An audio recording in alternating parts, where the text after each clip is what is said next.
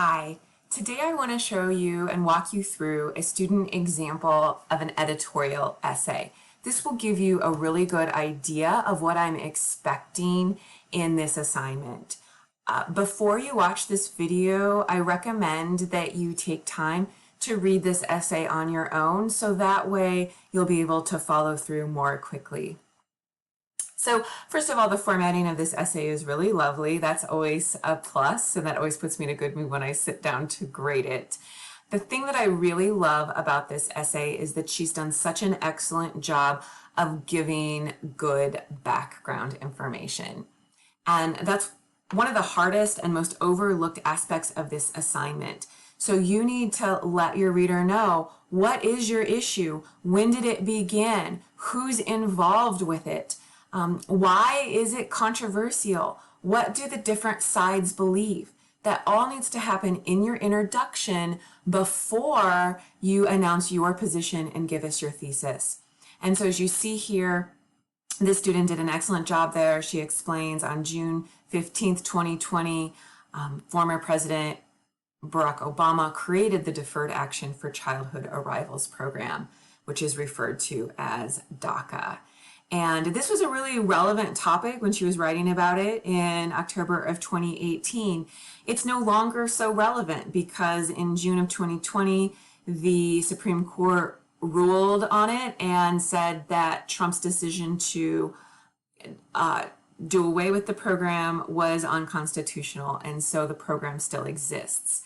But prior to June of 2020, this was a really heated and arguable debate. So I want you to keep in mind that a lot of these controversial issues have very clear and specific timelines, and certain events happen along it that make it relevant or not. So you wouldn't want to write your essay on DACA here, which is also another reason why I chose to give it as an example. So the rest of this, the beginning part of this introduction, she explains what the program is, what it entails, all the nuts and bolts of it. This is a very long introduction. For her topic, it's relevant. Yours might not be this long. So just keep in mind, don't think that yours has to be a whole page. It might be, though, depending on how complex the issue is. So she makes sure to cover all the bases of the background in this, of this topic. Okay? So then she continues on. And notice how much research she used in that. I expect that as well, that you're going to have to do a lot of research to make sure that you are covering all the relevant background. And then you'll see that I've highlighted here in blue. The other key point here is that you need to explain why it's controversial. What are people upset about and what do they disagree with? And so it became controversial in September of 2017, when President Trump said, let's end the program. And then what happened is the program was allowed to be extended until 2020. And there was this period where people were really upset whether we should end it or not. And she explains that all very well. And nice transition where she says another point of controversy is this. And then she also brings in the different sides. Many say they broke the law. So she brings in both sides, the people that say, hey, they have to be allowed to stay. They don't even know, in some cases, what country they should go back to because they were such small children and can't remember and don't know. And then there's the other side that says, yes, they have to leave. We have to end the program. We can't let them become American citizens because they've broken the law. Plain and simple. Your issue might have two clear sides, a for and against like this one does, or there might be multiple viewpoints, especially if your topic is something that's a problem. Oftentimes there'll be different groups of people that have different ideas for how to solve it.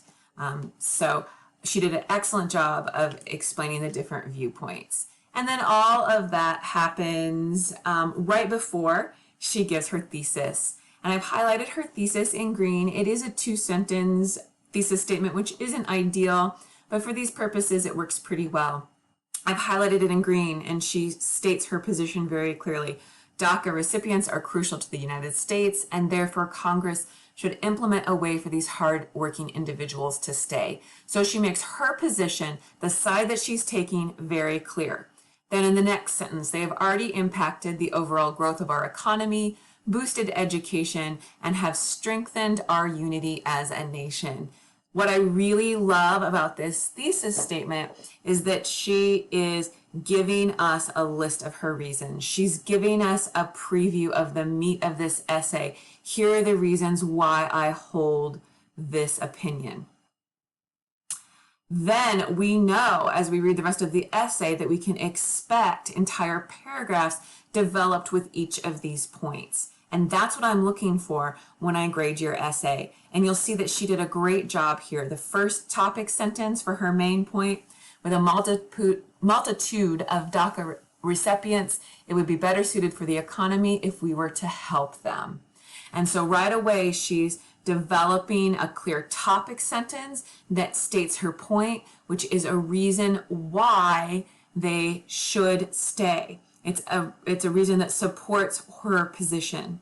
And then her next main point paragraph is about how they boost education. And then her third one is about how they strengthen and unify the nation. And so on your own time, you can look and see how clearly she announces her main points in the topic sentences at the beginning of each of those paragraphs, and how those reasons all work together to prove her point. She's got a ton of research in here. And if you look at it, it is all incredibly well integrated. There's not a single floating quote. She's using source tags, launch phrases very well, and everything is correctly cited with an in-text citation where it needs to be. So you can learn a lot by just paying attention to how she's using her sources here. All right. The final thing I want to talk about is her counter argument. She makes it really clear where her counter argument starts. Here I've highlighted it in purple. Perhaps why this is such a polarizing topic is that there's opinion that because these people entered the United States illegally, they must not receive any kind of leniency. And what she did here is she took the main argument that her opposition has. So this is what the haters say. We can't let them have legal entry into this country because the fact of the matter is they broke the law. Okay? And she even uses one of her haters' quotes here. Dale Wilcox argues that it's the left's emotional blackmail campaign. And so she does a great job of setting up her counterclaim by actually using quotes from the people she disagrees with. You probably, if you did a great job on your review essay, have already done this and already have experience with this. This is the same thing, just in a different topic and a different genre. So if you feel really confident in how you set up your counter argument in your review, there's no surprises or no curveballs.